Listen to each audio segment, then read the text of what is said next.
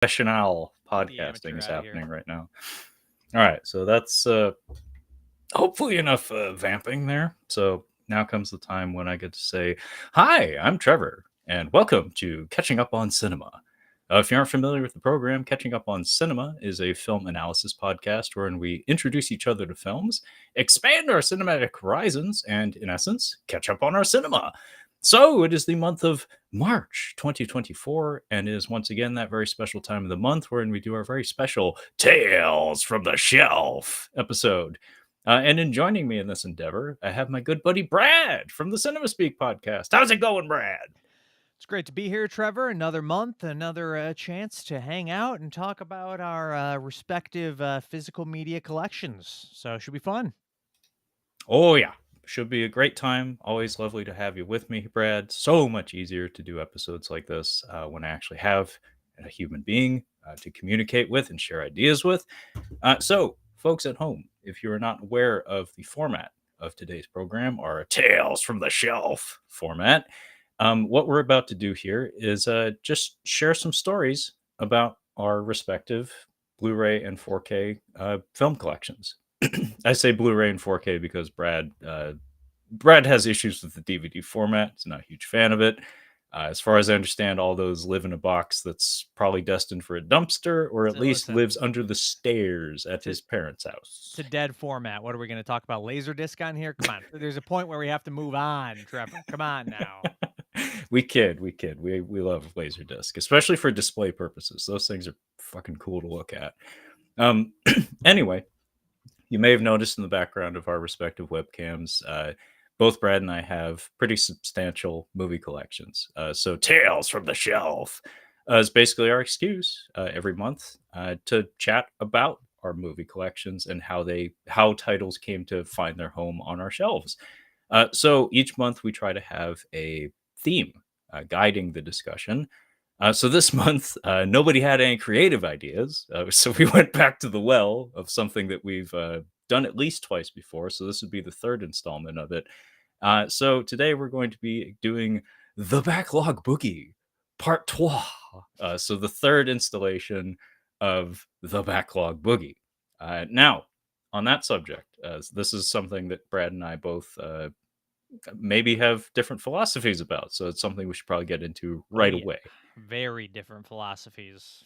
So, what I'm referring to here has to do with the concept of the backlog in terms of movie collections and stuff. So, Brad, being as I'm the host, I'm going to toss you directly under the bus and ask you, Brad, in terms of backlog, like if you can try to define what that would be to you in reference to your own collection, give it a whirl. Well, Trevor, that's pretty personal. I don't like getting political on here, and I feel like just defining the backlog. I don't want to put a wedge in between us. 'Cause clearly, we have different philosophies on this, but you're asking me, so I will give my opinion. I I am doing backlog in terms of movies that I own, and I have never even seen the movies, let alone because some movies obviously I have the movie, I have the Blu-ray or 4K, but I've just never watched that disc. So that money is just it's been wasted thus far. It's a waste of money so far. But I'm not doing that. I'm doing movies that are even more of a waste and that I've never even seen them once. Like this is a true backlog. Maybe aside, there's a few I pulled off because they relate to one another, but for the most part, stuff that I haven't seen before. Because if we're gonna do movies that I have seen but just haven't watched that disc, then we're gonna be here all night. Like that's a long list. So that's what I did. All right, that's fair. And just remember, Brad, if anybody gives you any guff, so like if the girlfriend or even your dog gives you some shit about your unwatched Blu-rays, your backlog titles, just remind them it's an investment. It is absolutely. I'm not in this for the enjoyment of it. If it stays in the shrink wrap, it's an investment. It'll appreciate, Yeah. most Oh yeah. assuredly, just like VHS tapes. Actually, that's a bad example because there's a lot of those that right now actually are doing a lot of like doing big business on eBay and auction sites and stuff. So Mhm. terrible example. But anyway, as far as myself, my definition of the backlog in reference to my own collection and my collecting and viewing habits is more just along the lines of on a per disc basis. So I go by what discs I have and have not watched. Um, so I can watch a movie 50,000 times or something, but if I buy say that movie, like say like Backdraft or something, a movie that I've seen half dozen times or so, if I was to like buy that on Blu-ray or something or 4K or whatever, and I upgrade to the 4K, um, if I never watched the 4K, then I would count that 4K disc as being part of my backlog. So it has nothing to do with if I've seen the movie or not. It's strictly the disc. And for my part, I try to do a pretty decent job of staying on top of my backlog. Like I'm never not aware of it. And I think you'll find that like both Brad and I, just collectors in general, that's kind of a ongoing issue. That's why we've done 3 installments of the Backlog Boogie, is because it's always there, always looming over you, just watching, judging. To quote, was it?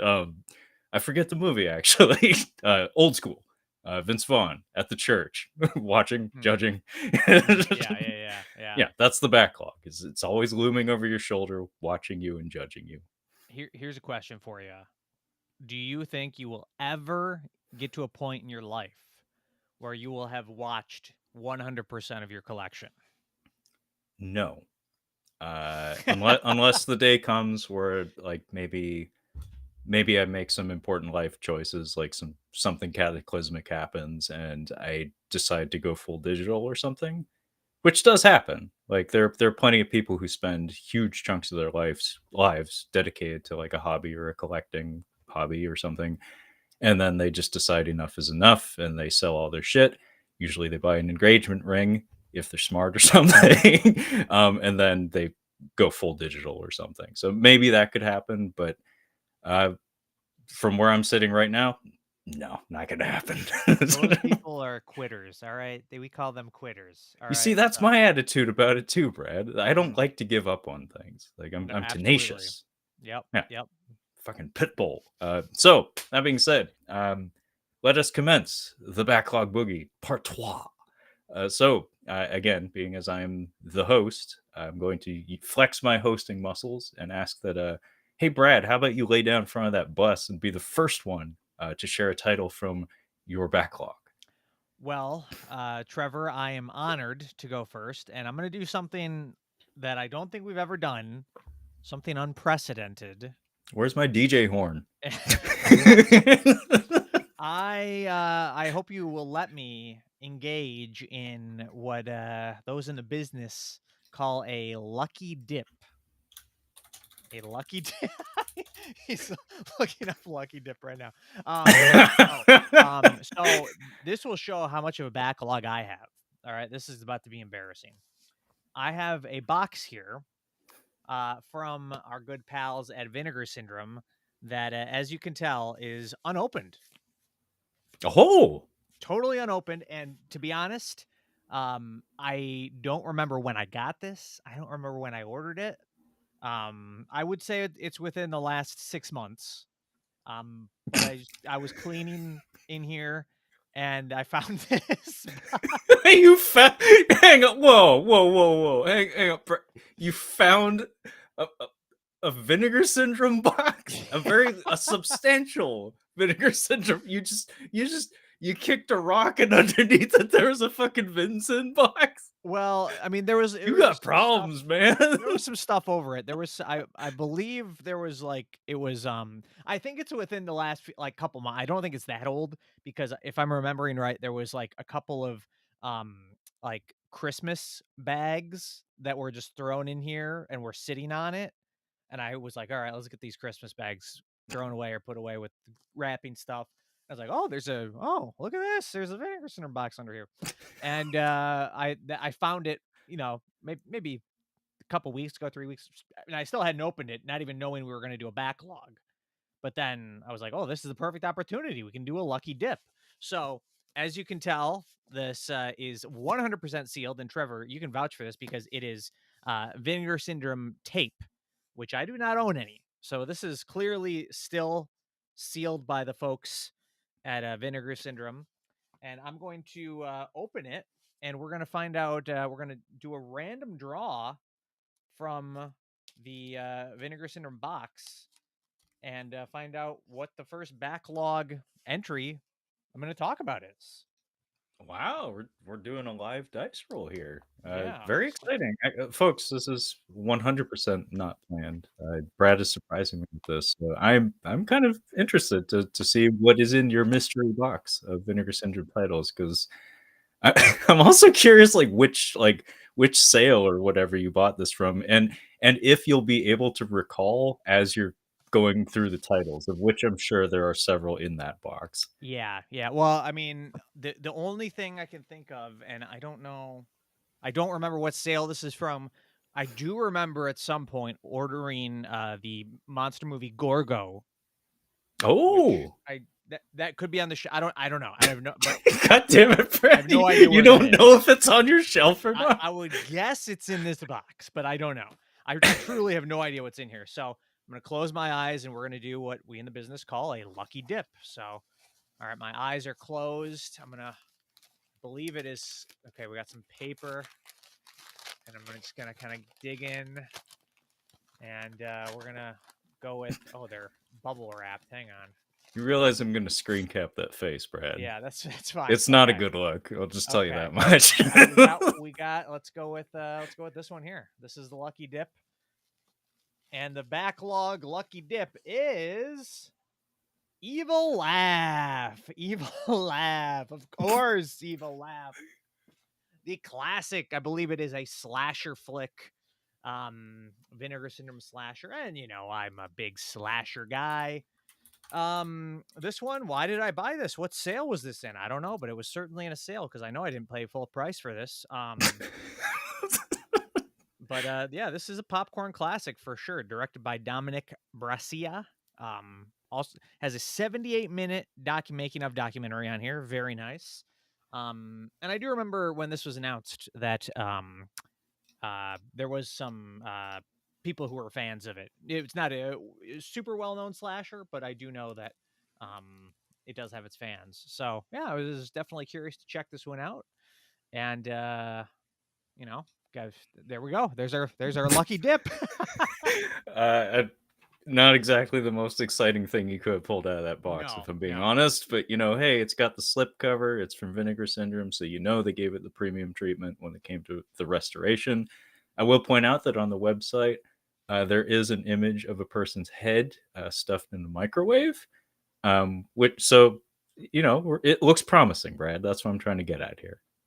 And update, an update here. Update. Gorgo is not in the box.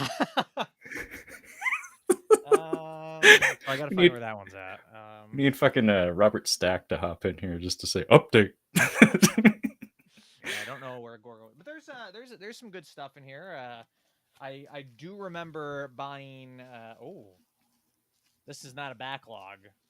By your definition, it's a backlog, but Existence. Oh shit! Yeah, I did purchase that one. I do remember that now.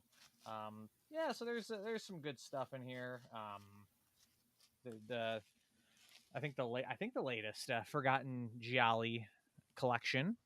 Oh, so yeah, a good little mix in here. But the only official one that I'm counting as this first entry in the Backlog Boogie is Evil Laugh, the slasher flick from 1980. Six. Let's just six. I'm going six. We got there, folks. See, this is why this is an experiment. That's how you can tell it's an experiment. We're still working out the kinks. Yeah. Yeah. That's I'm a sucker for those. I mean, the vinegar. The thing is, the Vinegar Syndrome sales. They happen a lot, and I fall prey to them pretty much every single time. And it's I hate to say it, but of course, Trevor, I think I've talked to you about the idea of the Vinegar Syndrome subscription, which I've never partaked in. But I kind of think I don't know. I don't really know if it's worth it because like it is a cool idea. Like you get all their releases just mailed to your door for an entire year. Just boom, like just they come and you don't know what they're gonna be, so it's always a fun surprise. But honestly, like they have so many sales. Like if you're like kind of a big collector of the Vinegar Syndrome, collection, like you can pretty much wait on most titles and get stuff on sale. Like every once in a while, it's not like Existence. I do remember I bought that, like included that with the sale, but I did pay full price for that because it was selling out, like the limited edition. And I'm a big Cronenberg fan, so I definitely wanted to get that limited edition version of it. So I did pay full price for that. But yeah, normally I wait for the sales, and yeah, I have a big Vinegar Syndrome backlog. Yeah, I buy Vinegar Syndrome titles sparingly. I have the utmost respect for their business and for their product. Like they do a wonderful job with their restorations and stuff. But I tend to be very choosy when it comes to what titles I buy from them. Largely, I stick to the things that I'm familiar with. I don't experiment that much with their catalog. Largely because of that, the aforementioned price point. They charge a premium price for a premium product. That's just how it is. I feel like the subscription thing is probably for hardcore people, like people who want to collect, like who want to catch them all, who gotta catch them all, who want to have every title that they put out across their myriad labels. Um, and then on top of that, don't forget that there's also like the media influencer like pipeline as well. I'm sure there's like high profile like media collector enthusiasts that have a decent following on social media or YouTube or whatever, who it's in their best interest to get shit early. So I'm Mhm. sure there's something going on there as well. But yeah, for schmucks like you and I, wait for the sale. In fact, that's kind of a thing that I had to explain to the girlfriend because she's a lovely person. She likes to get me movies every once in a while as like a gift or something. But I had to like sit her down and explain to her, it's like we do not buy Vinegar Syndrome titles without a sale. That is not done in this house. Yeah. Criterion sometimes, but not often. See, I would almost go like I agree with you pretty much exactly, except I would maybe swap that sometimes because the Criterion stuff you don't have to worry about any sort of limited edition slipcovers. That stuff, like you can always wait for a sale. The only thing you run the risk of is if you wait a real long time, it could go out of print. But that's the case with everything. Where Vinegar Syndrome, like the Existenz, like that was one where it's like I had literally just watched the movie like a couple months before it was announced. But I was like, man, I really don't want to miss out on that set. So I'm like, I probably won't watch this movie for another, I would say at least 5 years. But I have to do it. I have to pay full price. So we'll be 8 backlogs deep, and Existenz will still be staring at you from your shelf. Oh yeah, for sure. Especially because I actually like it probably less than most people. It's not my favorite Cronenberg. I Um, haven't seen it personally. I mean, we've said it countless times on the show. We both are fans of Cronenberg, but that is one that I have not seen, largely mhm, because it seems to have a somewhat divisive reputation. mhm. That and it's from a funky period of his filmography where it feels like maybe there was a little bit of a lull or something. But Yeah, yeah. anyway, so Brad's first pick was a random draw from his own from a box he found in his room Mhm. in the form of Evil Laugh for the Vinegar Syndrome collection. It would have So been I great if don't, I had pulled out one of their adult titles. Like, ooh, whoopsie, you didn't mean to do that. yeah, live on YouTube, tits. Okay, so it falls to me to find a pick that complements Brad's. I'm looking at a decent stack here. I mean, it's not Brad numbers, but it is a tall stack of titles here. Uh, so I'll actually just grab the one that's on the top, make it easy. So I'm not even going to attempt to match your pick, your slasher pick, because I don't have anything like that. I do, but I don't want to talk about it. So I could do a 1-to-1 match. I don't feel like it. So instead, I'll talk about something that I'm actually actively working through as of this live conversation. So I'm like, I think a disc and a half into this, and it's 4 discs, I think. Anyway, I have here in my hand from Discotheque Media, who's also like a very reputable publisher of discs. I have here Kamen Rider Black RX on Blu-ray. So this is the entire Kamen Rider Black RX tokusatsu TV series. So this is a Japanese sci-fi television program for kids from the late 80s, I believe. And it's actually a sequel to Kamen Rider Black. It's a direct sequel to the point that they were doing advertising for this show before the previous show even concluded. That's some early like MCU kind of marketing shit where it's like we've already got this shit in production, like we're already doing it. That's pretty ahead of the curve, honestly. But so far I'm enjoying it, but not to the same extent that I enjoyed Kamen Rider Black. If you ask me, Black is it might be the best, honestly. It's like I'm a big fan of Kamen Rider in general. Sentai, Super Sentai, or Power Rangers, if you will, the American redub / re-edit of that program appeals to me a lot less because in general I feel like it skews slightly younger, and just the team dynamic is not so much my thing. I prefer like Batman kind of heroes, like a lone wolf hero kind of, and Kamen Rider, at least in the old days, kind of veered more towards that territory. These days it's basically a 1-to-1 with Sentai. I mean, like for fuck's sake, they do like uh, they do like dual video. They do like multiple movie screenings of like back to back, like Sentai followed by Kamen Rider, like annually in Japan, where it's like stay in your seat. We're just gonna play the next one because if you like the one, you probably like the other one. But yeah, this one is more toyetic in general, like just from an aesthetic standpoint than Kamen Rider Black. Like Black, like a lot of the monsters and stuff have a much more grounded and organic vibe to them. Whereas this one, it's like a space adventure series. For fuck's sake, he has a goddamn lightsaber. There's a lot of inspiration from Star Wars in this, as everything drew influence from Star Wars at the time. But um, in general, like you can tell that they're trying to sell more toys with this one because there's like multiple variations of the hero costume.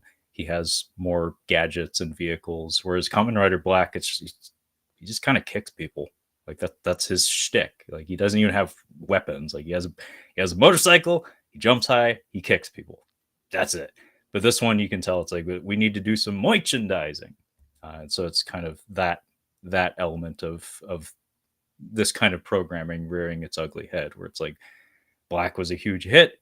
We may as well capitalize on it, rush out the sequel series, and then put more toys on the screen so we can get the parents to buy them for their screaming kids and stuff. So it's kind of the problem that always follows like trying to digest children's media of this sort. It's like you start to see that kind of stuff a little bit more obviously than you did when you were a kid, where it's comes across as more innocent, I guess, when you're a kid and you're just kind of enjoying the lights with sound. But as an adult, you come out with a more cynical lens. But anyway, I'm enjoying it. Again, not so much to the same extent as I was the previous show. It does seem sillier in general.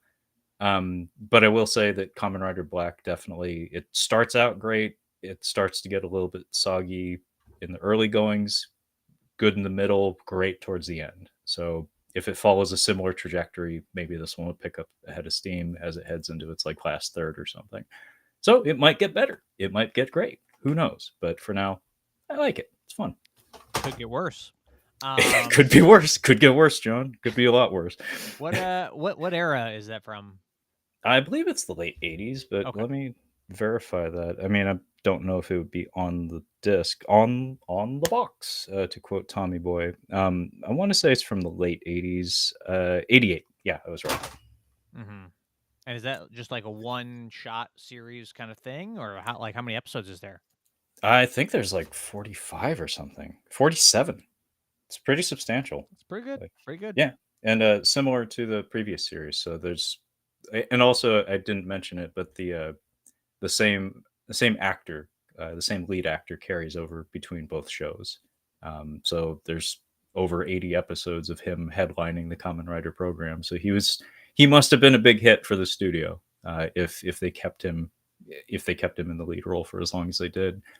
Because generally Kamen Rider, like any tokusatsu series, like it is kind of like, it's this year, next year it's going to be this. Like it generally moves on from year to year. It's very uncommon, for there to be carryover.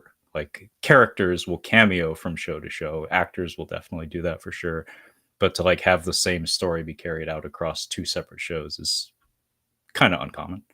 And they just didn't they wasn't there a Shin Kamen Rider just like a year or two ago? Yeah, your buddies, some of your friends went to go see that one in the theater, as did I. It sounded like your friends really liked that one. Mm-hmm. Yeah. Yeah, no, yeah, they made me intrigued. Like I was, because be honest, until they saw it and you've chatted to me about it a little bit, I couldn't have told you a single thing about any of that. But I, I'm, I mean, would you say if I'm interested to just watch Shin Kamen Rider, am I good to just jump in right there, or what's the protocol here? It worked for your friends, and it sounded like they didn't have much familiarity going in either. They had seen the other Shin prefixed films as well, like Godzilla and Ultraman, which I believe you've seen, at least Godzilla, correct? Yeah, Godzilla. Yep. So they knew that going on, like into it, where the branding is similar, so they kind of knew what vibe to bring with them, in their mind as they sat down to watch it. Um, but my girlfriend, the girlfriend, and my friend, neither of them knew shit about Kamen Rider, or Masked Rider, if you will, and they both really enjoyed it. My friend a lot more than the girlfriend, but that is what it is. But yeah, it seems to appeal to a lot of people. I don't know what it is. There's something about that grasshopper mask, and in particular, like the theme music. That, if you ask me, that's like a cheat code in Kamen Rider Black. Is the theme song for that show, is it, to say what the kids would say, it slaps. Like it is like one of the most heroic and hard charging superhero themes that exists. You can put it over me making fucking chicken noodle soup or something, and you would get hyped. Yeah. Honestly, it's truly incredible, and they abuse it. Like they play it in literally every episode, whenever it needs an injection of hype. So basically, like when he's about to defeat the bad guy at the end of the episode. And honestly, that's the appeal of this stuff. It is largely, I mean, there's aberrations, there's anomalies for sure, where they totally break the mold and they give you something completely different that breaks the formula entirely. But in general, if you're doing just like a straight tokusatsu superhero show, part of the appeal is that it's 23 minutes. The pacing is almost laughably lightning fast, and it's very formulaic. It's monster of the week programming, literally with a monster with a monster every week, and usually it ends with fireworks at the end, like literal Roman candles and stuff. So it's very cozy entertainment if you're interested in that sort of vibe. I will point out that Kamen Rider Black Sun is actually on Amazon Prime. It's kind of like a pseudo remake with a lot, like a stunning amount of social and political commentary in it. Like it's got layers to it, man. But it's just like readily available on Amazon Prime. I actually convinced the girlfriend to watch it with me, and she was a little weirded out by how insanely violent it got at times. But the costuming and the production design in that show were terrific.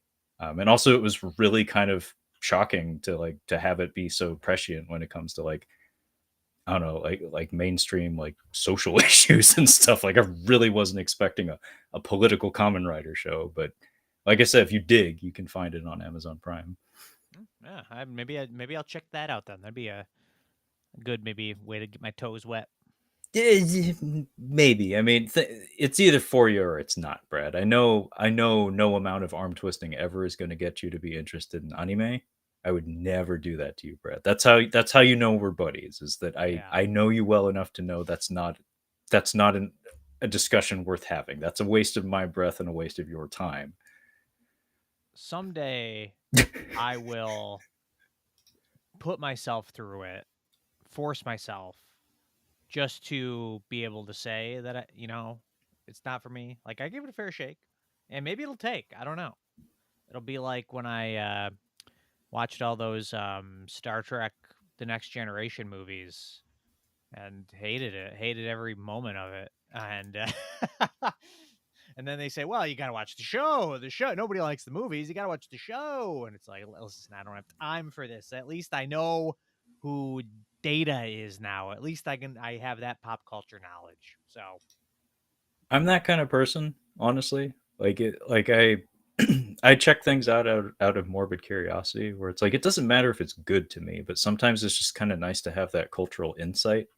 Where it's like somebody brings up, say, Star Trek or something, and I can have that conversation. And then when it comes time for them to ask my feelings on it, I can be like, "Oh, I don't give a shit. I just know yeah, more than you do about this. like I know a lot about it. I don't care, but I just know things about it." But Star Trek is a goofy example though, because Next Gen is a very, very good show. I don't. That's like the one Star Trek show that I've ever watched to any degree. I've watched all of it, and it's very, very good. The movies though have that funny pattern where it's the even movies that are generally regarded as good, and it's the odd ones that are generally regarded as bad. mm-hmm. And none of them are representative of the characterizations present in the show. So your friend's somewhat right on that. But anyway, that was way too much about Kamen Rider and Star Trek also. So let's keep things rolling here, Brad. So what is your next backlog title? Well, I'll go with this one, and I don't know how much I'll have to say. Really, I probably have nothing to say about it. But Well, it'll be quick then. it'll be a quick one. It is a Black Friday purchase, and it's a movie I'm intrigued by. I do want to watch. I have a film by Guy Ritchie, and it is Operation Fortune Ruse de Guerre. De Guerre? Oh Jesus. That looks Great like a title. fake movie. Yeah, great title.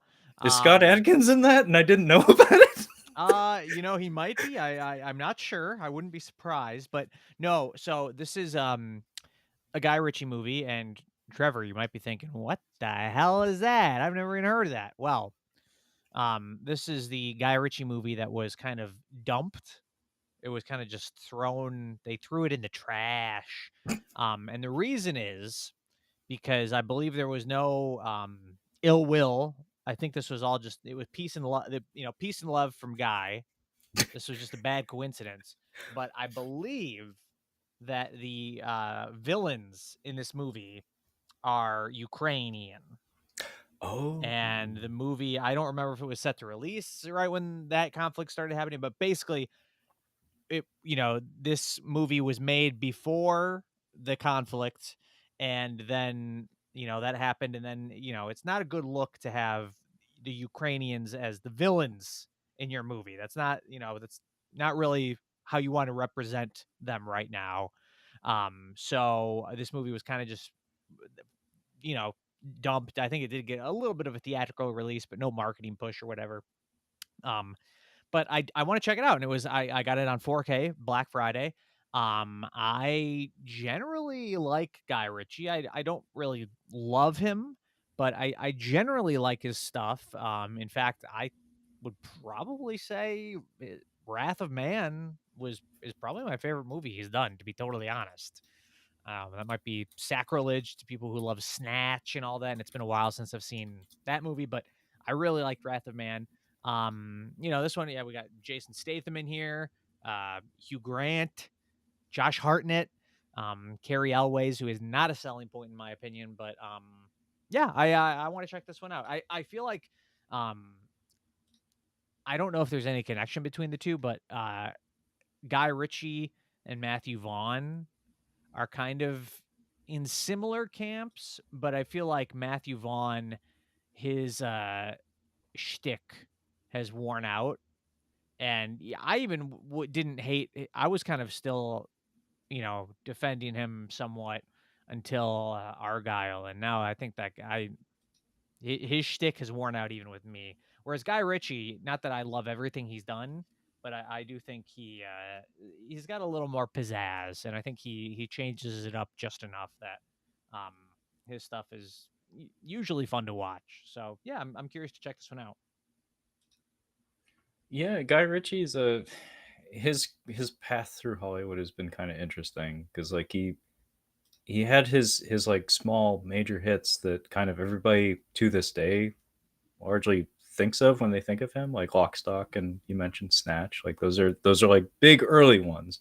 But then there's like a certain point where he becomes like kind of like mid tier like blockbuster guy. Hmm. Like he just seems to exclusively just kind of like dwell in that territory, and just I haven't really found an excuse to like find my way back to him since the Sherlock Holmes movies, if I'm being honest. Like I don't think I've seen a movie from him since holy shit 2011. So I'm You actually you looking at didn't his see Wrath of filmography. Man? I thought you saw Wrath of Man. That's right. I did actually see Wrath of Man. I did You s- find that one. I did find that one at a secondhand store. I do actually own that one, or at least I did, unless I returned it. But yeah, I'll give him some credit for that one. Although I will point out it is a remake. Um, so I'm curious to know what the remake is like. so is The Departed. True, yeah, the Infernal Affairs films. I mean, being a remake isn't a bad thing. I'm not saying that, but what I'm trying to get I at. do agree. If Wrath of Man wasn't a remake, then it'd be like hard stamp. That's his best movie by far. I do quite. It's like okay, it is just a remake, but I haven't seen the original. So I would be curious to watch the original, but yeah. I'm curious if you've heard anything about. One. I'm curious why it's called Guy Ritchie's The Covenant. What have you heard about that movie? Because I've heard like wildly divisive accounts of what the movie's like. Yeah, I don't know much. I do know my buddy Bobby saw it and he actively disliked it. He said he did not like it. That's Um, largely what I've heard. But then every yeah, once in a while, you hop on Twitter and you see somebody gushing about how it's the best movie ever and it's saving cinema. But it's like, so what about these 100 other people that seem to hate this thing and think it's complete dreck? yeah, it does seem like. I mean, again, I haven't seen it. I don't know, but very weird because I'm assuming it takes place. It looks like it's somewhere in the Middle East. Seems like right, like and it's a Yeah, military it might thing. be like Afghanistan. Afghanistan, yeah, which I don't. I mean, normally I don't think of Guy Ritchie for tackling, the conflicts in the Middle East. But I guess give him, hey, take a crack at it, bud. I'm always curious as to like why they put his name on it because I don't think that's ever been a part of the branding of any of his other films. Like it's officially titled Guy Ritchie's The Covenant, and it has a subject matter that seems very Yeah, distant from anything else he's ever covered. I'm very curious as to why that came together. Maybe the Hollywood marketers know something that we don't. Like maybe the core demographic that they're marketing to are fans of his work or something. hmm, That's my only guess because it's very strange. But anyway, um, that that Operation Fortune movie, I did actually see a couple of ads for it, and I had the same reaction I had when you held up the box just now. That looks like a fake movie. That looks like a tax shelter movie. yeah, Either that or, and this is tinfoil hat kind of territory. I got like international film vibes from it, where it's like, oh, this is going to clean up in South Korea, or oh, this hmm, is going to clean up in China or something. Because just something about it, and also the subject matter being a heist. Like everybody likes heists. Like you just look at world cinema; it's mostly heists. like honestly. But I'm curious what like if it has any redeeming qualities to it, like if it actually is a real boy, like if it is a real movie, or if it is a tax shelter movie that it is barely coherent. yeah. I don't know. I mean, I'm looking forward to checking it out at some point. Like, I did like The Gentleman, that he did. And did you know that there's a Netflix series based on The Gentleman now? Yeah. I think I saw that on like the landing page or something, and had to squint because I was like, "Is that Divergent guy or whatever?" Like that guy with the Mhm. face, that guy Yeah. with them Yeah. eyebrows, like that guy whose name I will never know because he's not in anything of any consequence to me, but somehow he keeps working. Yeah. So, yeah, very very strange. But I just a little breaking news here. In terms of Guy Ritchie's The Covenant. That- Apparently it was originally called The Interpreter, and then it was changed to The Covenant, and then it was renamed Guy Ritchie's The Covenant to distinguish it from the 2006 film of the same name. there you go. Because Okay, so I they needed know to that find a way to make it stand out. the 2006 film The Covenant with Sebastian Stan, um, and Taylor Kitsch has a lot of fans. Is that the male witch movie where No idea. they throw like water balls at each other in a barn? Maybe. It could be wrong, but I think it's the movie. Again, I could be thinking about the wrong Sebastian Stan movie, but I think it's the movie with a lot of dudes with swimmers' builds in it throwing water balls at each other because they have magic powers. It's like the craft, but for dudes with Yeah, swimmers' that builds. that seems about right. Yeah, I'm pretty sure that's the movie. I just remember seeing a trailer for it, and I was like, "So you mean the whole movie's they throw energy balls at each other?" I was very confused. I was like, "Oh, it's not for me. They don't care if I go to see Yeah, it." very Now cool I get though. Very it. cool. Anyway, so let's move on. Yeah, Yeah, let's I'm move done with on that one. from Operation Fortune. So I will grab my next pick here, and I'm going to be quick about it, just so we can get some variety on here.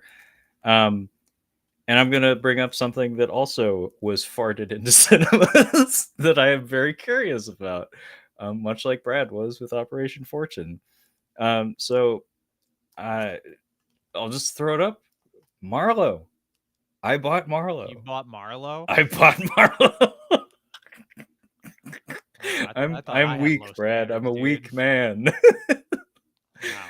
Yeah, I bought Marlowe because the trailer delivered the promise of Liam Neeson not necessarily punching anyone, which is my favorite use of Liam Neeson, but he does at least throw someone through a coffee table, which made me happy. Like that made me happy to see Liam Neeson grab a dude by the temples and throw him into a glass table. That's what I want in cinema. That's all you need to make me happy. Mhm. So at least that it has that going for it. That'll happen unless it's only in the trailer or something. But anyway, I believe this is. See, I'm not good with like classic Hollywood cinema. This is a really bad sign when you're doing a movie podcast. That's the For big sleep guy, right? correct, it's the same character. Yeah, what's Was his it? name? Yeah, Marlowe.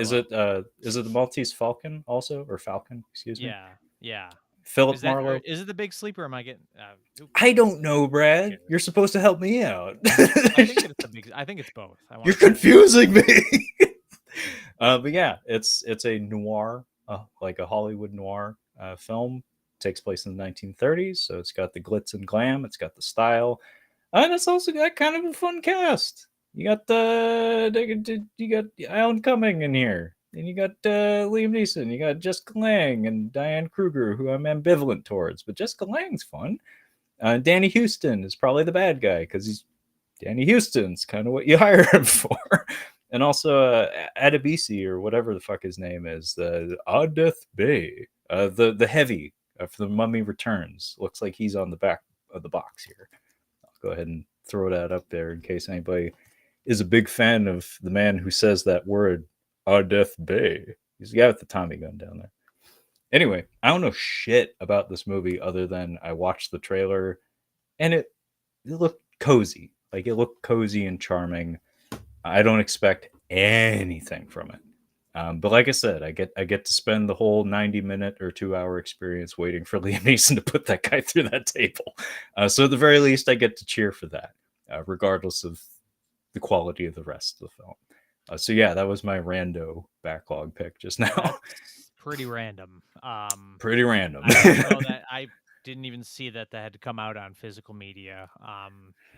Not It to say did. that I wouldn't want to watch it. It's directed by the guy who did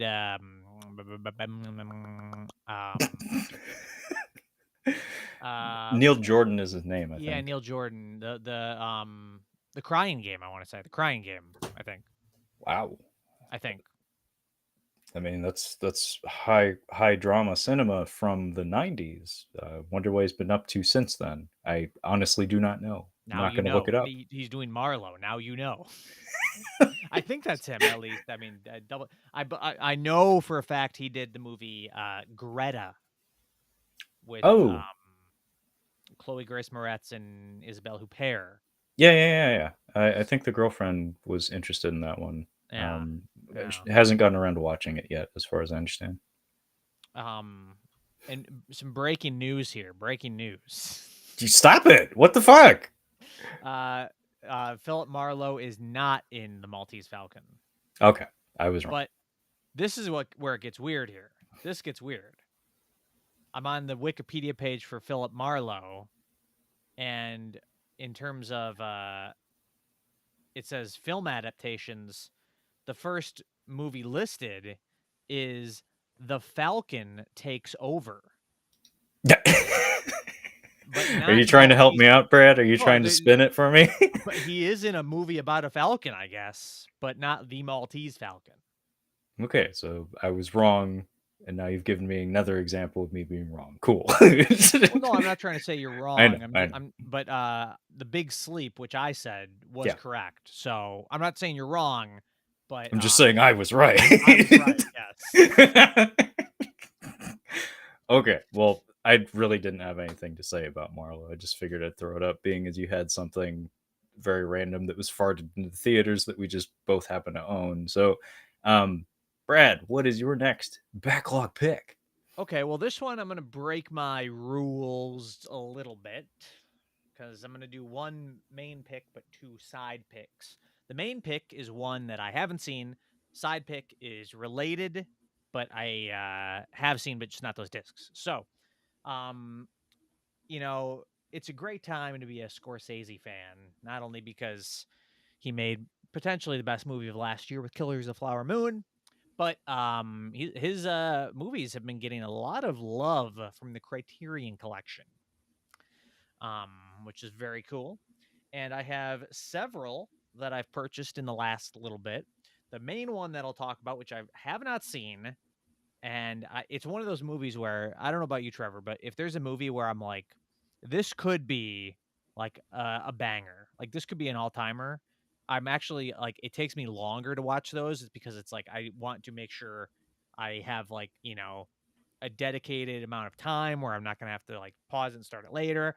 And it's like if this could be an all-time great, I want to give it the respect it deserves. And I feel like this could be an all-time great for me, and that is Martin Scorsese's After Hours. Ooh. Which I have not seen, but based on some people's thoughts on it and what it's about, I think I could love, because it's kind of one of those guy has just like a crazy night, like a one night sort of journey kind of thing. And I love those kind of movies. Um, like Good Time with Robert Pattinson is a recent example that I can think of. Yeah. There's a lot of other ones, but yeah, this one I know I feel like it was kind of a little bit of a forgotten Scorsese film, but I think it has been sort of reappraised in recent years. 97-minute runtime. This thing could sing, and I can't wait to give it a poke. But the other two that I have, which I have seen but haven't watched these discs of, I have the 4K and one's Blu-ray. I got the 4K of Mean Streets, which I've only seen once, and I didn't love. It kind of felt like a little, Scorsese's still kind of, he's not at a full-on sprint yet. He's kind of just getting warmed up. But obviously, his trademarks are all here, including the Rolling Stones on the soundtrack, I believe. I believe Jumpin' Jack Flash, if I'm not wrong. And then I bought what might be my first my first Criterion Netflix movie, The Irishman, which Oh wow. I I've been doing a thing where, uh, especially with Criterion movies, I've kind of been buying a lot of the same. Actually, I've done this ever since I've started buying Criterion, but like buying a lot of the same directors' movies, and I kind of want to do kind of like what I'm doing currently with Cronenberg. Do like a full on, all watch all of Scorsese's movies, because there's a lot I haven't seen yet. Um, I'd say maybe half, maybe slightly less than half that I haven't seen. So there's a lot of stuff that I still need to see. And I was like, well, I when I get to The Irishman, I let's watch it on Criterion Blu-ray. Not a fan of that cover art at all. No, no, no, no, no, I no. don't know what they were thinking with that. But yeah, I really liked it when I saw it, and I'm prepared to love it on a rewatch. But After Hours is the one that I have not seen out of those. Very interesting picks there, Brad. I'm not super well versed in very early Scorsese either. Um, but yeah, After Hours was a title that when it was released in the Criterion Collection, it caught my eye too, because it does kind of like just the plot summary. I don't have it on hand, but it did kind of project that like one crazy night kind of vibe to it. And just that actor, I can't remember his name. Maybe you can read it out to me. But he was in the An American Werewolf in London as the Griffin friend. Dunn. Correct, Griffin Dunn. I really love An American Werewolf in London. Uh, I've always really enjoyed that movie, and he's a pretty big part of why it's enjoyable because he brings so much levity to it. Like he just kind of hits the correct tone in his portrayal of the titular werewolf's friend throughout most of the movie. But he's funny because I don't know him from really anything else. That's kind of it for me. But as soon as I saw that he was in After Hours working under Scorsese, I was like, well, I'd be curious to see that just because I really liked him in that one other movie. Um, yeah, I don't know much about it, but I would imagine blind buying Scorsese is maybe the safest bet in town, honestly. Yeah.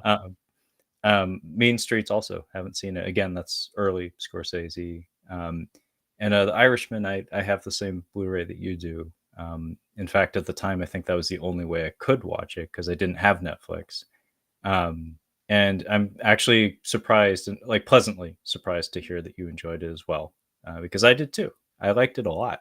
By the time you get to the end of it, it's very long, but by the time you get to the end of it, the themes just gel so beautifully, and it has a very powerful message that, like, not to spoil anything, but like it almost feels like a commentary on his own like cultural contribution a little bit, where it's Yeah. like so much of what was kind of inadvertently, accidentally maybe glamorized in a lot of his earlier films, to especially to like mainstream audiences, not like art snobs or art like film snobs and stuff.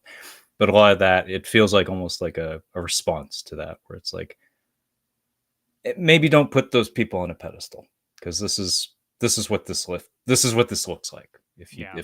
if you hang around long enough. The Um, final like 20 or 30 minutes or whatever of The Irishman are top tier. Like, I could ju- see. I understand why people could like get bored or disengage from it, especially with the de aging technology used throughout so much of the film. But like, really, for me, you're speaking from my own mind. At that last 30 minutes, I was like, oh, this is doing something. Like this is saying something, and it's registering with me. Like this is powerful stuff. Powerful filmmaking. Joe Pesci rolling his little ball up and down. Classic. I really like it. I've been thinking about rewatching it for a long time. The runtime is unfortunately the hurdle that is presented to you when you want to do that. But yeah, I did for my bit. I did like it a lot. But yeah, you'll have to let me know how After Hours is because I was intrigued when I saw it pop onto the Criterion Collection. Yeah, yeah, I'm definitely looking forward to that. I love the artwork on this one too. I do too. That's Yeah, really that good. was a big part of it. I'll just give you the full screen for just a minute there. That's some good stuff. Yeah, that's a great cover. Sometimes Criterion, they don't exactly knock it out of the park. Sometimes they get, I don't know, a little too abstract with some of their Hmm. covers, but that one, just the colors, the arrangement, it works, man. It's great. And I feel like I wouldn't say maybe iconic isn't the right word. Because I'm not like a huge fan of the original poster. I don't know if you know what it looks like with the clock and his head like on the top Yeah, of the time. You know, I'm not but it's a pretty recognizable like even though I'm not crazy about it in general. Like it's a pretty unique image. So you know, just going away from that, like they had to make sure that they brought it and they brought it with that. yeah, agreed. Okay, so pick us to me. So I'm actually gonna ape your formatting just now. I don't have anything as cohesive as a singular director unifying all of these, but these are just a trio of 4K discs that I happen to have in my backlog. One of which I do in some ways. It's an all timer in its own special way, I guess. Like Okay, maybe not all in the same timer, all sense timer. as what you were saying. So I'll go ahead and just lead with that. So I have here still in the shrink wrap. I'm not going to unwrap it or anything, but still in the shrink wrap, a steel book because that, as far as I understand, is the only way to own this currently. Um, just for the record, for anyone who isn't aware, Brad and I aren't steelbook collectors, so this is just like an aberration on my on my shelf. I have a few of these. Anyway, to dispel the mystery, I have here Gareth Evans, not Garrett Mm. Edwards, but Gareth Evans's The Raid, which Mm. outside of Indonesia and the UK and stuff, as far as I understand, they put the Redemption subtitle on it. I'm still curious as to why they did that. Perhaps very similar to your Guy Ritchie's The Covenant. Maybe it has to do with like making it more distinct because like The Raid, maybe there's other high profile movies with that same title in our region. I don't know. But in our region, it's called The Raid Redemption. Elsewhere, it's just The Raid, as far as I know. Anyway, this is directed by a Welshman, I believe, but it is an Indonesian film. Features Iko Uwais in the leading role. Also features Joe Taslim in a supporting role, who is currently on that Warrior show that has been canceled at least 3 times and revived at least 3 times and is currently streaming on Netflix. I would very much like to go back and actually finish that because I started it years ago and just didn't finish it because it kept getting fucking canceled. And I was like, I'm not gonna hang around for something that isn't gonna give me the time of day. Hmm. Anyway, Joe Taslim's great, uh, and Iko Uwais is arguably even greater. This is actually his second film working with Gareth Evans. He did something called Marintal, which I have on Blu-ray um, before this, which is very similar to like Ong Bak, the Thai film with Tony Jaa, at least in terms of its like plotting, like its structure, kind of. But beyond that, totally different films, stylistically and otherwise. But The Raid was kind of like a monumental achievement in martial arts action cinema. Kind of gave way to a new subgenre within the subgenre of martial arts cinema that has been very cutely dubbed splatter foo. Not sure if you've ever heard that expression, Brad, but it I've seems heard like of it. Yeah. it'd be right up your alley. Um, Basically, it's martial arts with an emphasis on incorporating like extreme blood and gore into the choreography of which is absolutely incredible in this film. The martial art utilized by most of the performers is silat. It's an Indonesian martial art that just the sheer amount of contact and the form utilized in the martial arts performances in this film is like paramount to its success. Because a lot of times, like martial arts choreography can veer too close to being dance like, where it feels overly flowery and overly choreographed, just movement for the sake of beauty and excitement. Whereas there's like an actual violence present in a lot of the choreography in this film, and a lot of it comes down to like actual strikes landing not with any like savage like intent to like harm or anything, but like just seeing on film somebody's knuckles impact somebody's sternum without having to rely on cutting out frames or strictly sound effects to sell the impact. Like just having it's kind of like, I don't know, like close up magic tricks or something, where it's like it sells the illusion that much more. Anyway, this is a terrific action film, terrific martial arts film, and I bought it on 4K despite already having it on Blu-ray, because there actually is a slight difference in this version of the film as compared to previous releases. Brad's making a face that tells me maybe he's not aware of this. Oh boy. Not that I imagine you'd care. It's not a different cut, Brad. This is a disagreement that this is an ongoing argument that Brad and I have. I like alternative cuts of films. Brad does not. Okay. Okay. It's not a different cut. It's a different color grade. Oh. Gareth Evans himself apparently went back and recolored the film. I don't know. Maybe there's some sort of shenanigans going on there with like making an alternative cut of the film to like maybe have greater ownership of it or something. I feel like sometimes that gets done to films where it's like Rocky IV, like Sylvester Stallone's going to go back and like reclaim the film or something. Or same goes with Francis Ford Coppola. It's like, I'm going to recut this film so I can profit from it a second time and also reclaim ownership of it. I don't know. I'm talking directly out of my ass, but yeah, I'm actually curious to see what this looks like, because I can't think of that many times where somebody's advertised that as something that was done for a new release of a film. So I'm very excited just to have an excuse to rewatch it, but even more excited to see like how I feel about it. Yeah. Wish you hadn't told me that. Yeah, just threw up in my mouth a little Got to bit. be out of sight, out of mind. Now I'm gonna have to buy this thing. Oh, really? Oh yeah. Well, I can't watch the Blu-ray that I have that looks like crap. I didn't know it looked like crap. I mean, I don't Well, even think I've watched the Blu-ray I own of it yet. I've seen this movie once. oh, well, yeah, it's not cheap. I'll tell you that much. Yeah. I Yeah. waited. Why do you think I'm Yeah, making this face right now? yeah, I waited. I tried to wait. Like I tried to wait for the price to come down to something more manageable. It somewhat did, but it feels like it's one of those discs that's probably just going to always be kind of pricey. Kind of similar to the Disney Steelbooks they've been putting out, those 4Ks lately.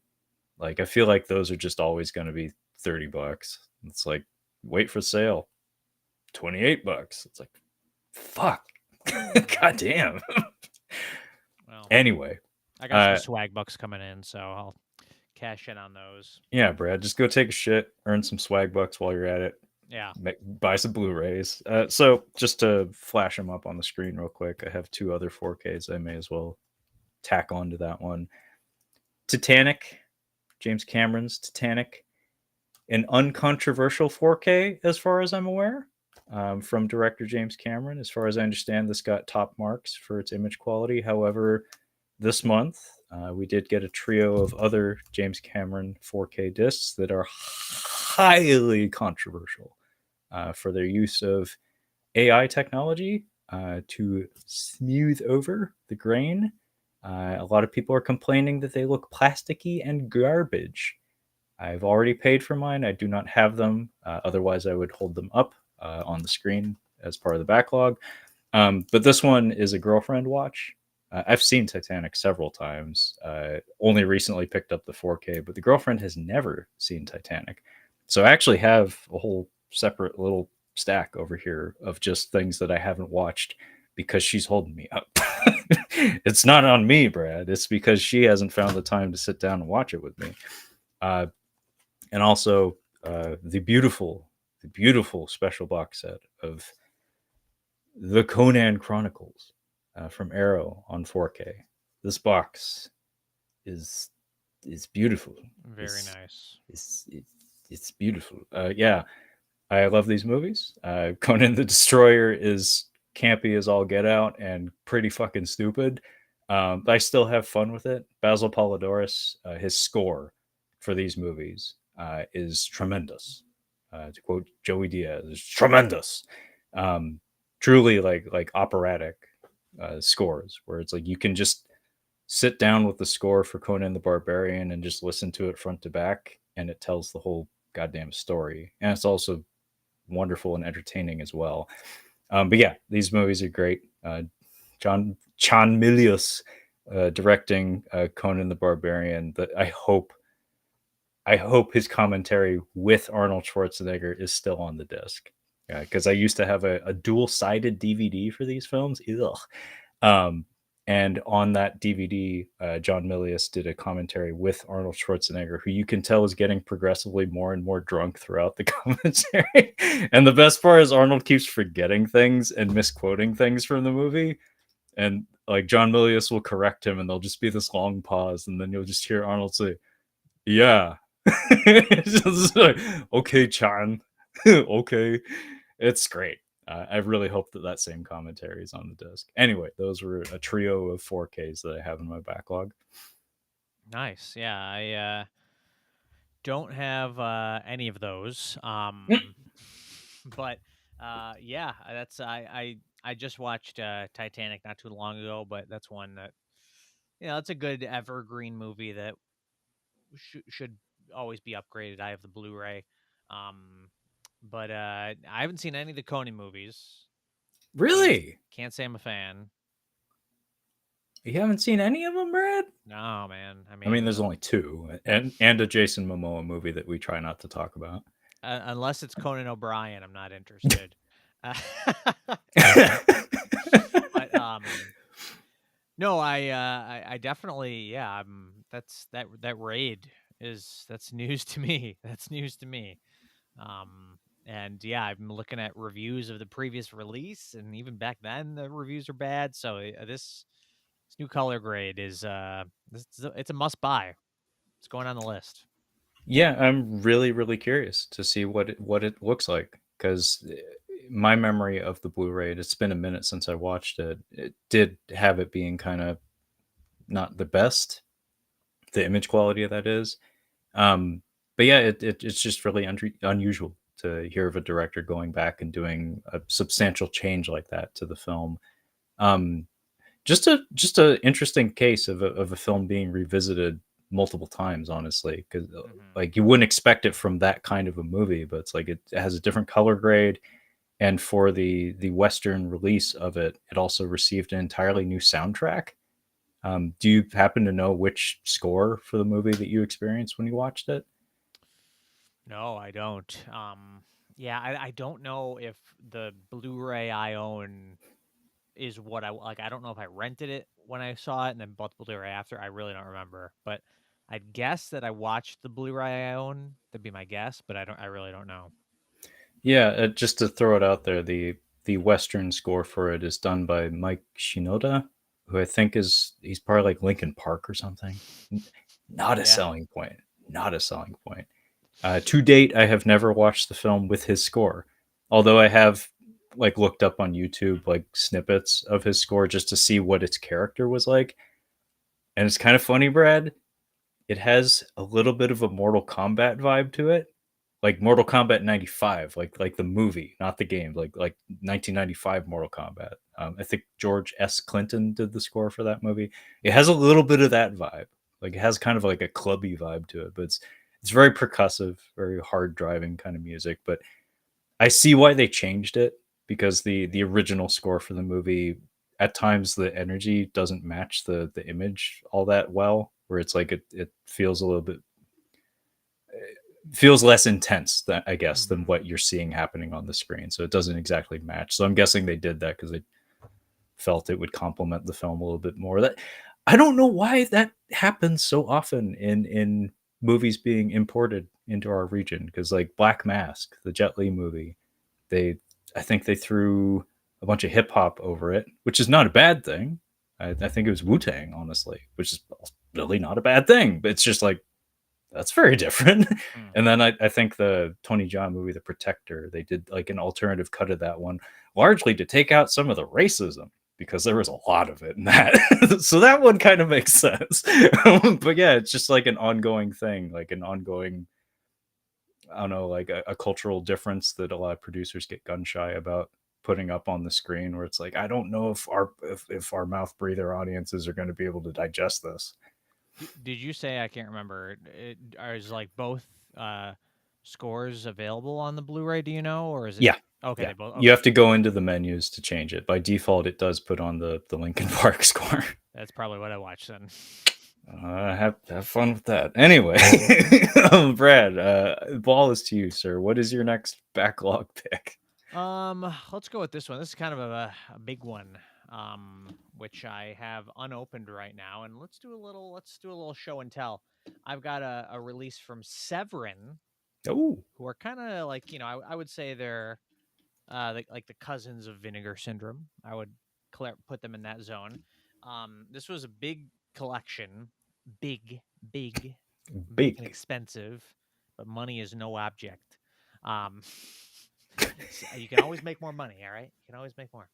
I finally was like, you know what? If I don't buy this, I'm gonna regret it. It was one of those things where it's like, finally dropped it in price enough. I said, I'm pulling the trigger and buying this set, and it is the All the Haunts Be Ours collection, Oh, the folk horror set from Severin, which I think has, I want to say 14, no, 19 movies in here. 19 movies.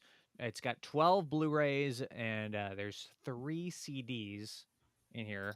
Actually, no, there's 20 movies. There's 20. They keep adding more. 19 movies plus the documentary about folk horror. So yeah, I can't say I'm like an expert on folk horror. I think I like the idea of it conceptually. I've seen one movie in this collection, and that is from um the uh not I'm thinking Neil Jordan. No, not Neil Jordan. Not quit giving me Neil faces. I need to screen cap, Brad. Neil Butte. Neil, his name's not even Neil, I don't think. Ben, not Kingsley, not Ben Mendelsohn. Wheatley. Ben Wheatley, yes, Ben Wheatley. He did A Field in England, and I did see that one. Wasn't crazy about it, but yeah, this is a pretty cool looking set. Did you open it just now? I just opened it.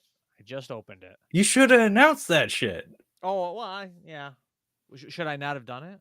No, I'm like, I almost made a hissing noise. Like, you sure about that? Shit, was that a mistake? Did I No, just no, drop in I'm proud of value? you, bud. You like a Band-Aid. Right Well, off. yeah, I'm not. I'm not. I'm not. If you are buying these things and you are valuing them in terms of selling them, that's fine. Because I do that a little bit too. But if you're going to the point where you're not even opening them, that's when you have a problem. So Yeah, we're not comic book guys who are. Yeah. We're buying two, one to read and one to put in a slipcase or an airtight case that never gets opened, gets put out to auction in 50 years. Because to be honest, once these things go out of print, even if they're open, people are going to pay good money for them. So just open them. Don't be that guy. Just open them. But yeah, so it comes with a very nice booklet here, which is pretty thick. Smells good even. Very nice. And then inside we've got our discs here. Oh, is it a storybook? It's a storybook. Not the greatest. Feels a little, like I wouldn't say cheap, but it's not like super, hefty. It reminds me of the Alien quadrilogy box and also the James Bond box. Yeah. Which you have individual Blu-rays for your James Bond films, correct? I do. See, I got the big box thing that has a book like that, and my God, trying to pull the discs out of that is a pain in the ace. Yeah. I'm not even gonna. Well, maybe I'll. It comes out pretty easily. I take it back though. I have seen. I've seen this movie. I forgot. This is V. Oh, yeah. So fun little aside. That film, I don't know how to pronounce it either, Brad. It's either V or VIY if it's an acronym, but I've always been saying V. I believe it's a Soviet film.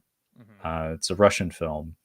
Uh, Kyle, my regular co-host on Catching Up on Cinema, he was deeply fascinated by that movie a long time ago. So I actually bought a bootleg DVD for him just because he was talking about it and he was really interested in it. And he was like spinning a theory in his head that like maybe Sam Raimi was familiar with it and maybe borrowed some of his shtick from it. And I could believe that. Oh But yeah. anyway, I bought him that bootleg DVD, and then like 2 3 years later, Severin put out a Blu-ray of it, and I was like, holy shit! Like I Yeah. never in a million years would I have expected that to happen because at the time that bootleg was the only way to get it in our region. Hmm. So physical media sometimes it does wonderful things for us.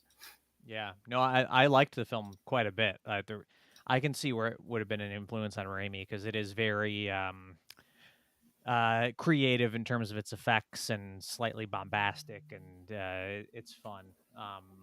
But yeah, I'm the problem with this set is that yeah, like I said with the directors, like I'm a guy who I can't cherry pick when I do things. You know what I mean? Like I have to like just go all in and say I'm watching all of the I'm going in and doing the folk horror, like whether it's I do one a week or I'm not gonna just like go in and oh that one sounds interesting, I'll watch that one, save that one for later. I gotta go and do them all. Um, so it's finding the time to want to do that. Um, this looks pretty great. Look at that little guy. This looks cool. I It looks might, like a Noel mask from Japanese theater or yeah. something. Well, it reminds me a little bit too. In the Twin Peaks Fire Walk with Me movie, Yeah. the little boy with the long pointy nose. Oh yeah. I've seen some images of that. Love it. Um, but yeah, I guess here's my question for you, Mm, Trevor. An opinion. Should I? There's a documentary here that I think was produced by Severin about folk horror and the history of folk horror. I guess there's three options. Should I? Well, there's four options. Four options are: should I watch the documentary first and then watch all the movies? Problem with that is the documentary might spoil certain things about the movies. yeah. Should I watch all the movies and then watch the documentary? But problem with that is by the time I get to the watch all those movies, watch the documentary, I might be like, I've seen all this already. I already know all this. What are you gonna tell me?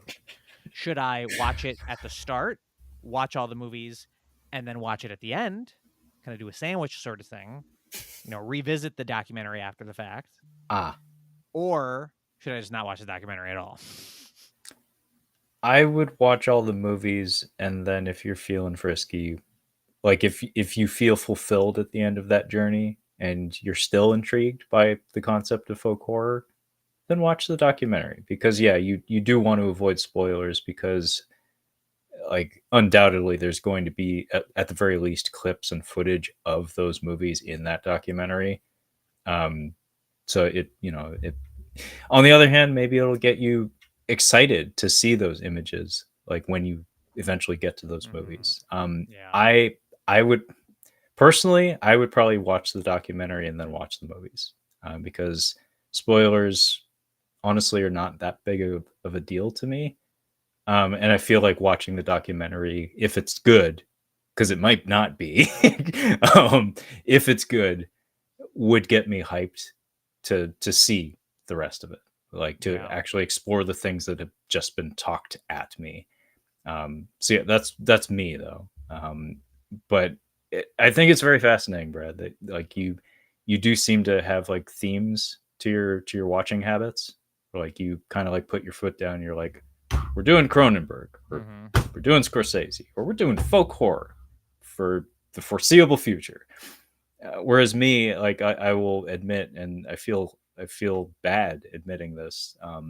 Sometimes I am a bit of a slave to the backlog. Like that's probably why my backlog is smaller than yours, as because I often treat it like a chore to be squared away.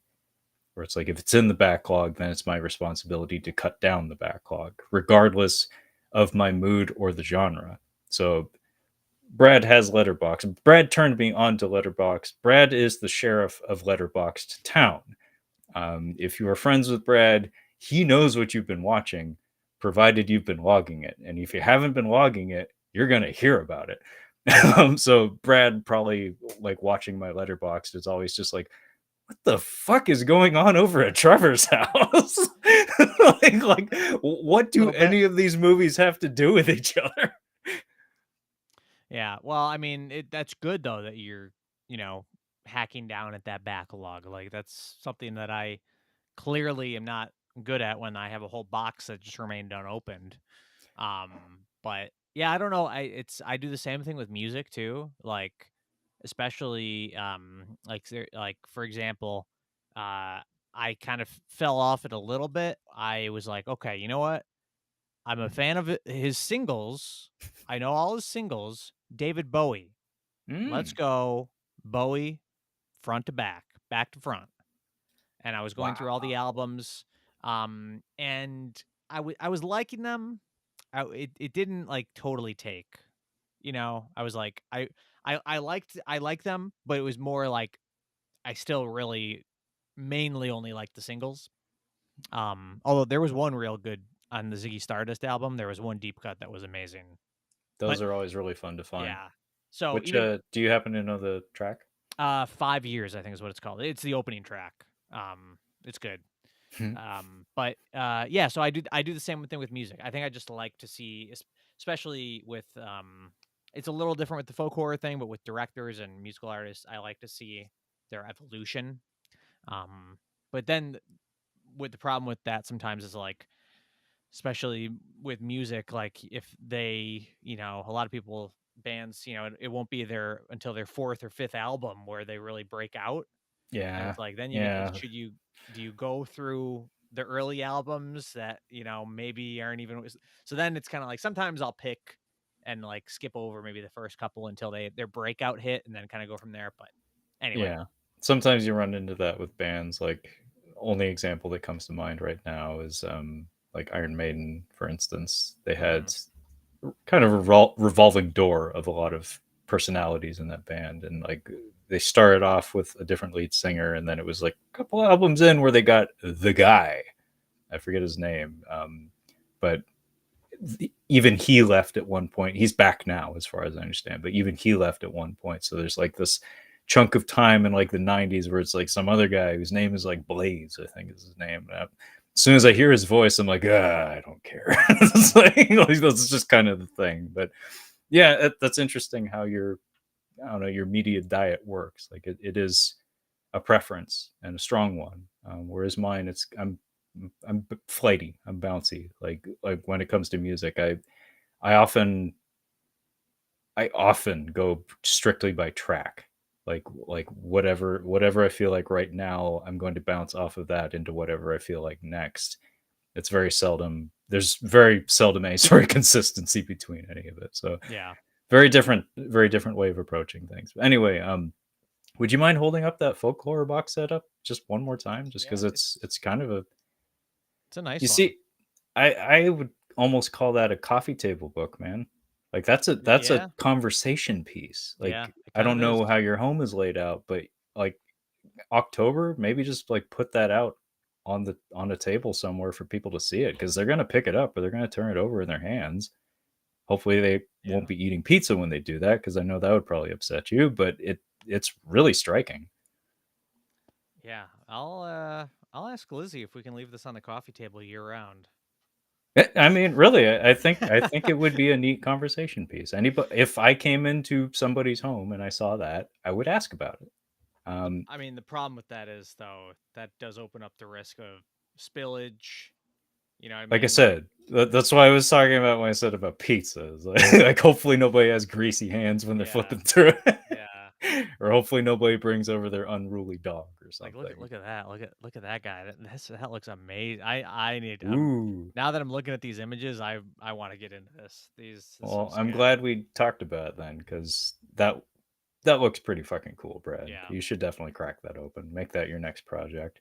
By the way, definitely. the color scheme and the gnarled branches kind of motif they have going on in a lot of those pages, weird thing for me to mention, but makes me think of Resident Evil Village, which also has a storybook motif to open the game. I Oh don't yeah, know. yeah, yeah. Yep. Yeah, I wasn't sure if you were familiar with it, but yeah, Yeah. probably the pick of the evening, honestly. Um, Dude, I love Resident Evil. I'm playing the Resident Evil 4 remake right now. oh, really? Oh yeah.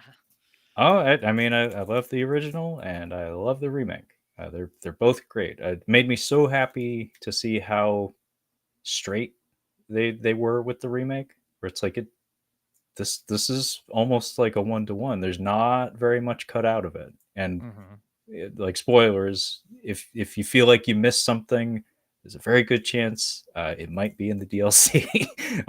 Like if you feel like there was something cut out, then it's probably actually in the DLC. But yeah, excellent. The mercenaries mode in that is highly addictive. Yeah. Okay. Yeah. Uh, okay, Brad. You want me to do one more pick, or do you want to head straight into the speed round? Because we've been going for a bit here. It's your call. Your call. If you want to do one more, I can go speed around whenever. But if you want to do one more, go for it. Let me see if I have anything that I'm excited to talk about. Um, no, honestly, the last of my picks here, like I don't have much to say about any of them. So how about we just head straight into the speed round? So, how many picks you got, Brad? I mean, if we were to do all of them again, we'd be here all night. But in terms of what I grabbed, I've Yeah. got what 6 or 7 here, maybe. All right. Well, how about you go first? Because mine is quite more than that. But Okay. I'll try to be fast. So, folks at home, what's about to happen here is we're wrapping up, but we like to do a little something for the last half hour of the show, the not so speedy speed round. So, essentially, what we're about to do here is we're gonna cease the back and forth show and tell and just turn it into us skimming over. Hence speed round. Um, any of our runner ups, any of our things that we set aside to talk about tonight that unfortunately we just didn't get around to. Brad, let us commence the speed round. So this might be a movie that you're maybe surprised to find out I've never seen, but I do own it now on beautiful 4K, Ooh. and I have been wanting to see it. It is Point Break. I've never seen Point Break. I am an FBI agent. Yeah. So Shout Factory just actually had a small sale not too long ago, and there was a couple 4Ks on sale. I also picked up the Fargo 4K, which I Ooh. have seen and I love. And then Yeah. I also picked up this one I have seen, but it's got a couple different versions of the movie, and I don't think I've seen the director's cut. I'm assuming I just saw the theatrical. JFK. Oh, I almost picked that up. Yeah, yeah. It's a little pricey because it's 3 discs. That's why I didn't Um, pick it up. yeah, yeah. But I don't know what's going on here with the lack of you know. Why are they all the same number, Brad? Well, because Why are they're they all the all. same title? Why are they all the same? Well, that I understand somewhat because they're. I'm assuming uh one is actually okay. So we got. Is it like theatrical standard? Is it like theatrical director's cut and like super duper special edition or something? I think with one is 4K, which I would guess is probably director's cut. Then we have Blu-ray, which I would guess would be theatrical, and then I think this is just bonus features. Ah, that's But a I'm just more concerned interesting. why the numbers are Why so. aren't they lining up? Yeah, that's more. Well, that's why we don't have that side facing out. We just flip it this way, and we're good to go. But I love JFK. I've only seen it once, but easily my favorite Oliver Stone movie. I think it's amazing. It's a very well made film. Like the editing and that is kind of brilliant, honestly. Hmm. I've got my most recent purchase in the Arrows Giallo Essentials. Hey, In I fact, love that box. I love what they've done. I could also pull out the yellow version because I haven't watched any of those. I haven't watched any of these. I I haven't got the watched any of black one. I haven't those. watched any of the black I ones haven't either. watched any of the black ones. I haven't watched any of The these. white. I haven't watched any of the Oh my white. God. It keeps going. But the one that I would not pull out is the red because I've watched one from the red. I watched one. I watched The Possessed. That's it. Oh my God. I mean, those are amazing display pieces, but Well, buddy, the Brad, you gotta work on that. well the problem is that yeah, You it's gotta like get chopping. really I just once I buy one, I can't miss one, so I have to keep buying them because if I missed one, I would regret. Then the whole thing would collapse. The whole thing would be for nothing. So I I fully intend to watch them all. This one has the hell is the forbidden photos of the forbidden photos of a lady above suspicion. Also, Death Walks on High Heels and Death Walks at Midnight. So, um, I think it's very loose on some of the giallo, branding on some of these, but I do like the sets and I generally like these Arrow releases. So I got that one. My latest Vestron film, I have Blue Steel, Hey. Jamie Lee Curtis, which is a popcorn classic, obviously. Classic flick. What number is that in the collection? That one is 31. Lucky 31. 31. I believe this is the most recent. I need to check It's the because most recent that comes to mind. okay. I don't know though. But yeah, Brad collects all the Vestron titles, by the way. Yeah, because again, if I miss one, the whole thing collapses. So I have to just buy it. Well, it's a good thing those ones are cheap. Yeah, they used to be like a lot more, which thankfully they're $11 easy. This one, it's a film from a director who I do want to do a deep dive on someday. Go through the whole shebang. We have Steven Spielberg's Duel. Oh, Duel. yeah. Which I've never Yeah. seen. Yeah. It's great. It's really, really good. I think it Yeah. was originally a TV movie, but I seem to recall like they expanded it or something. He's also high on my list, if not top of my list, to do a deep dive on, like actually watch every fucking thing he did. A lot of it actually, what kind of put me in that state of mind was one, recently watched Schindler's List for the first time. Excellent. Mm.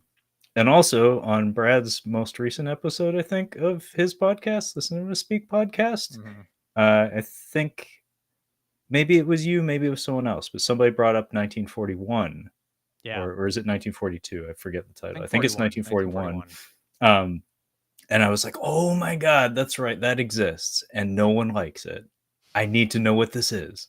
Like, I need to know why everyone hates it, because I often think of that movie as like being really important to his career, because it was like he got brought down to earth, kind of, where he was riding high, and then it's like, oh, you're not perfect, like you can fuck up if you don't keep it together. So it's like an early lesson, I guess, or early slap on the wrist, kind of. I've seen it, and I think I still own it on DVD somewhere. Wow. Yeah, I've never seen it, but I've always been curious, just because that's like the one that nobody talks about. Yeah, I saw it when I was young. I was a kid. And yeah, I don't know. I didn't remember like hating it, but again, I was a kid, so I don't know. But yeah, I definitely really want to watch Duel. Think I am gonna love it. Don't know if I'm crazy about the branding there. Steven Spielberg's first film, like yeah, that's cheap. Yeah. Come on now, come on. And then the last things I'll mention here, a label that I am ashamed to say I don't own more of because I keep wanting to support them and buy from them. Unfortunately, the only two releases I bought from them are when they were partnered with Vinegar Syndrome. They're no longer partnered with Vinegar Syndrome, but Terror Vision, which is a very independent label, and they put out a lot of seemingly interesting things. And they now seemingly interesting. I haven't watched any of them, but they were partnered with Vinegar Syndrome. Now they're no longer partnered with them. They just do their own things, sell from their own website. But a lot of really interesting, lots of stuff I've never heard of, obviously. But here I have a couple releases that came out when they were partnered with Vinegar Syndrome. I have Killing Spree, which is a SOV, shot on video horror movie. But I do believe it has a reputation as being one of the more famous ones from that era. I think the director even is kind of known in the era. But and then this one is Norway, which is about a vampire who apparently, I think he's just like he can't stop dancing or something like that. He's a vampire who just goes to raves and dances, and I don't know, seems pretty cool vibes, to be honest. But yeah, I picked these up. I think when they broke off from Vinegar Syndrome like discounted these to $10 each to just get them off the website, and I was like, oh, I'll pick them up. So yeah, I intend to watch these and hope to buy more TerrorVision titles in the future. Yeah, very cool stuff, Brad. That Norway title, it's probably not similar at all, but made me think of that movie, The Lure. I Yeah. think it's from the Balkans. We actually did a half episode review of it for Catching Up on Cinema. Yeah, I remember that. Yeah, it halfway through it turns into a review of Halloween Kills, I think. Right. Yeah. It's like the most bizarre combination possible, but our heart was in the right place. We were trying to get some culture, and it didn't stimulate enough conversation, so we decided to talk about Evil Dies Tonight instead. But great picks, Brad. Those TerrorVision slipcases and stuff, they seem to do good work. Yeah, very cool. handsome packaging. Okay, so now comes my half of the speed round. I'll try to be speedy about it. So Brad, feel free to just talk over me the whole time if you feel like it, because I realize I end up doing that throughout yours. So I will extend. I like it.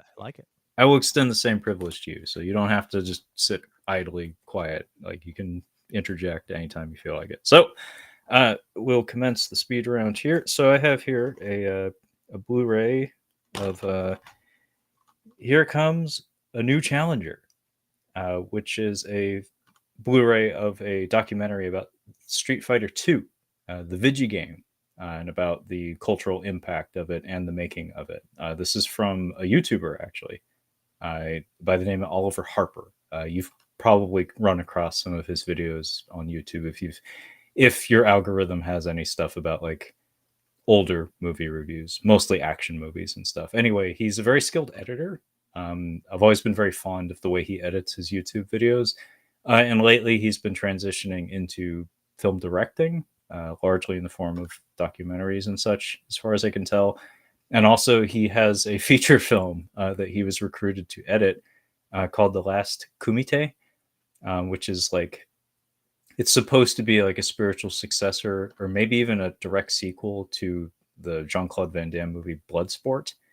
And it features a lot of like classic 80s action / martial arts actors, including everybody's favorite, apparently, Cynthia Rothrock. She's in there, as well as Billy Blanks. And I think it's Matthias Hughes or Hues. I'm not sure of his pronunciation there. Anyway, it's got a lot of old timer action stars, like throwback action stars. It looks like cheesy fun. They got Stan Bush to do a new song for it, so there's some hype there.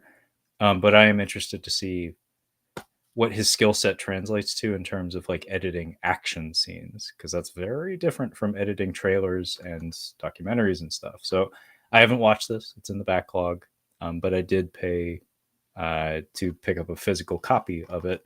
So it's kind of a limited release thing. Kind of neat to have that in the collection.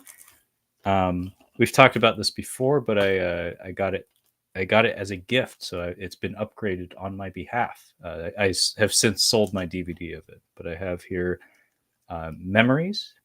This is a anime anthology featuring some technically amazing.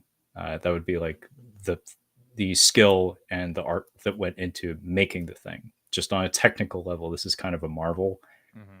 Each and every one of the, I think, 3 or 4 short films contained in this collection have some sort of animation gimmick associated with them, where you can tell that the animators, the directors, are trying to spread their wings and try something specific. Like they're trying to perfect a technique of some sort. And each and every one of them is just beautiful to look at. Like in terms of like lights with sound, kind of similar to like a Fantasia type experience.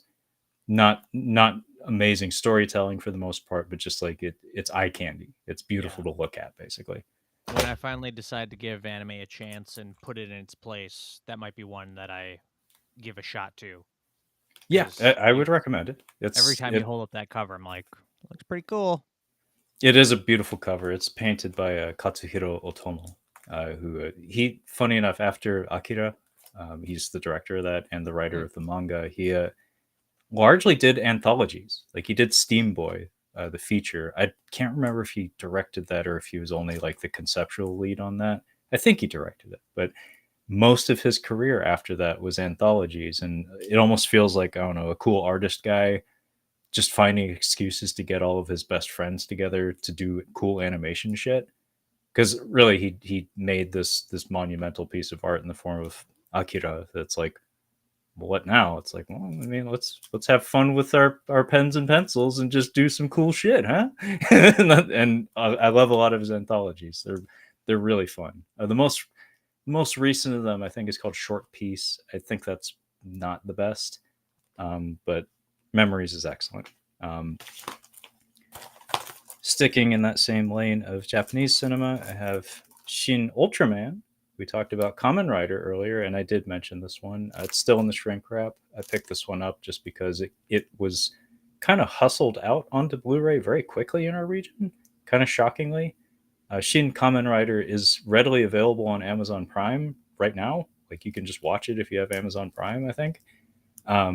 But a Blu-ray, I don't think has even been announced.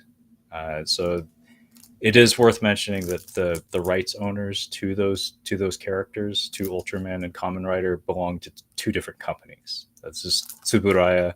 Kamen Rider is Toei, so maybe Toei is less friendly, I guess. Like Tsuburaya seems to be licensing their shit out to some weird people lately.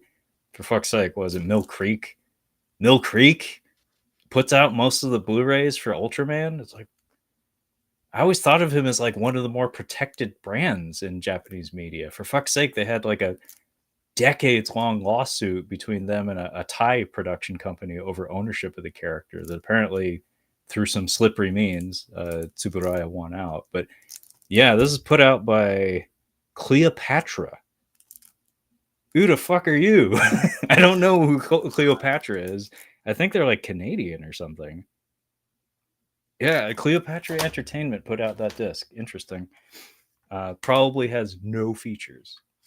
But now I own that movie. I saw it in the theater when it came out. Really, really liked it. Even the girlfriend actually really liked it. She has a thing for like science fiction though. She likes science. She's a science gal. I have here Zack Snyder's Justice League, which, you know, we've had this discussion before, Brad. I like alternative cuts of films. They fascinate me. I enjoy editing. It's a thing I like to do. So I like to see what you can get out of the same raw materials. I did think that this was better than the Joss Whedon version of the film, but it's 4 hours long, and I have yet to watch the disc. I did watch it on HBO when it came out. But it's probably going to be a minute before I get back to that one. The thought of sitting down to watch all that again just fills me with dread. Yeah, it'd be like 3 weeks and change just to get through it. Honestly, I have the New Mutants for $7.99. It was actually $5.99. I haggled. That I could watch again. That I could watch again. Yeah, this had some promise in the form of like being a Freddy Krueger X-Men movie. Like it really, that on paper that seems like that's what the pitch was, but unfortunately when this was in production was when 20th Century Fox was being absorbed by Disney, by the House of Mouse. And as far as I understand, it was just abandoned and gutted. It was gutted and left to die in the woods, basically. So what was farted out into the theater, it's half of a movie, like it's half a thought. But for at least the first couple of scenes in it, there's like a cutoff point where like it starts to lose the plot, but like the build up to it is it's decent. Like it has something going for it. But I own all the X-Men movies, so that's just like a completionist thing. And on that note, I'll also point out I also have Dark Phoenix still in the shrink wrap, which is also here just for completionist purposes. Although I did rewatch X-Men Apocalypse, if you noticed that on my letterbox. Yeah, I did see that. Yep, Brad did see that. He sees everything. I did rewatch X-Men Apocalypse, so I am slowly treading my. I'm wading my way through the X-Men films again, probably so I can get to Deadpool 3 or something, because I'm intrigued. I'd like to see what that is. The Untold Story, also known as Bun Man. Brad and I have talked about this before. This is a Herman Yao Category 3 Hong Kong film, which is the equivalent of like an X rating in our region. It stars Anthony Wong, who is always fucking crazy and wonderful in basically anything you put him in. Yeah, this is a fun serial killer movie with a splash of comedy. Delightfully goofy despite the subject matter. I have the Big O, the whole series, the whole damn series. It's a anime that actually was shown on American television in, I believe, the late 90s or early 2000s, and it did well enough that the American distributors of it like commissioned an additional season of it from the Japanese production studio. Wow. I can't point to many instances where that's happened, Yeah, that's but pretty good. yeah, they got a whole ass season out of its TV ratings apparently. As far as I understand, the second season isn't as good. I wouldn't know that though, because it's still in the shrink wrap. Gangs of London season 2 on DVD, because I believe that's the only way to get it in our region. Brad and I have both seen the first season of Gangs of London, and I'd like to see where it goes. I have Sunny Chiba Collection Volume 2 from Shout Select. This includes, looks like 7 different movies, most of which are not especially well known to me, although I have, kind of similar to you and your folk horror box there, Brad, although actually the ratio might be kind of similar. I have seen 2 of the 7 films included in here. In that same vein, I guess, in terms of collections, I have Ultraman versus Red King. This was something that I forgot to take off of my Amazon wish list, and as a result, my mom bought it for me. So now I have it. Rookie mistake there. Yeah, I fucked up. 3 all at once. These are all part of the Girlfriend stack. So these are all movies that are. I could have watched them. I would have watched them. It's her. She's holding me back. I have Dune on 4K. The Fifth Element on 4K. Okay. And 20,000 Leagues Under the Sea, which is part of the Disney Movie Club, which means that the girlfriend, she bought this for me, by the way. She must have hopped on eBay or something to get this for me. It's still in the shrink wrap. Yeah. Not sure if it's worth any money or anything, but she's never seen it. And there's a song from that I sing to her sometimes that she's kind of obsessed with.